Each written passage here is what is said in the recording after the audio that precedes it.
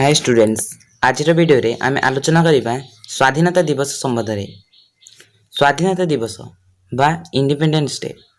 सम्माननीय सभापति महोदय, वरेण्य अतिथि, शिक्षक शिक्षयित्रीवृंद और मोर छोट बड़ भाई और भौणी मैंने आजिकार ए पवित्र 75तम स्वाधीनता विषय रे मते किछि कहिबार सुजोग मिलिथियारु मु निजको धन्य मन करूअछि एवं मु प्रथमे सेही मानक पादपद्म रे मोर भक्ति नैवेद्य ज्ञापन करुछि जो मानक पई ए देश स्वाधीन होइछि तथा मु स्वाधीन भारतर संतान भाबे गर्व रे बाट चली पारुछि।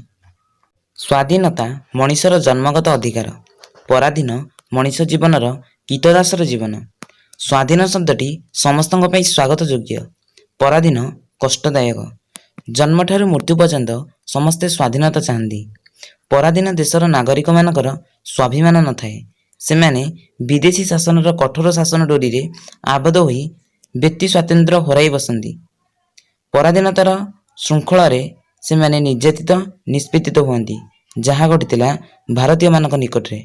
सुजला सुफल शस्य श्यामला वीर प्रसविनी स्वर्ण प्रसू भारतवर्ष पराधीन होई पड़िथिला। तेणु इंग्रेजी रे कुहाइछि यूनियन इज स्ट्रेंथ, एकता ही बल। 1947 मसीहा अगस्ट 15 तारिख दिन आम देश स्वाधीन होइथिला।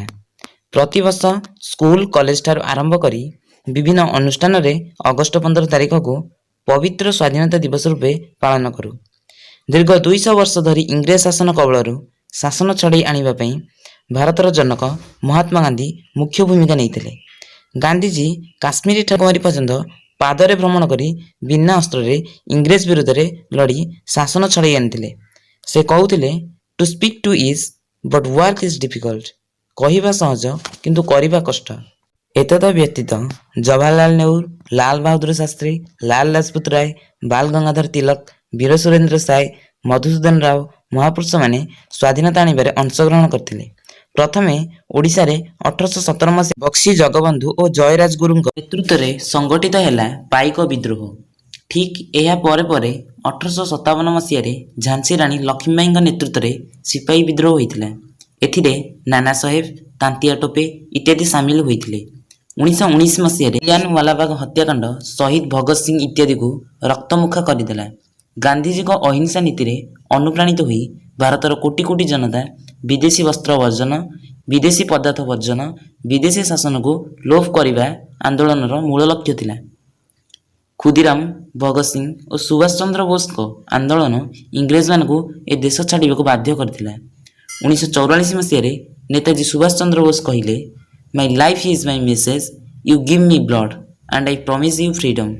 से तांका वार्तारे कहिथिले, तुमे मते रक्त दियो, मु तुमको स्वाधीनता देवी। भारतीय मानकर निरवच्छिन्न संग्राम फल 1947 मसीहा अगस्ट 15 तारिख रे स्वाधीनतार जयगान कला। आउ विशेष किसी कहू नहीं। I have no more to speak. एतिके मोर वक्तव्य शेष करछि। जय हिंद, जय Jagannath. Happy Independence Day. Thanks for watching. Subscribe for more videos.